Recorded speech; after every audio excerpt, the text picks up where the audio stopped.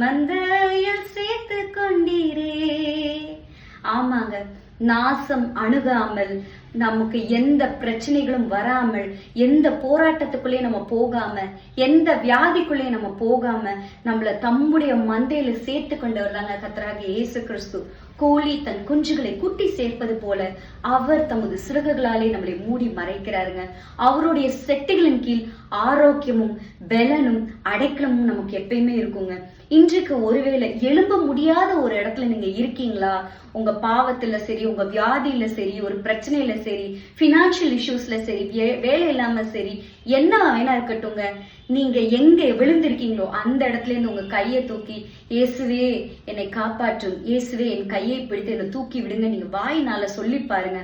கண்டிப்பா நான் சொல்றேங்க, கர்த்தராகிய இயேசு கிறிஸ்து உங்களுக்கு உண்மை உள்ளவரும் நன்மை செய்கிறவருமாய் இருப்பாருங்க. உங்க கையை பிடித்து தூக்கி தம்முடைய அண்டையிலே உங்களை சேர்த்துக் கொள்வார். உங்களை அரவணைத்து ராஜாக்களாகவும் ராணிகளாகவும் அவர் பார்ப்பாருங்க. இன்றைக்கே மனம் திரும்பி இயேசுவேன்னு கூப்பிடுங்க. உங்க வாழ்க்கை நல்லா இருக்கும். God bless you.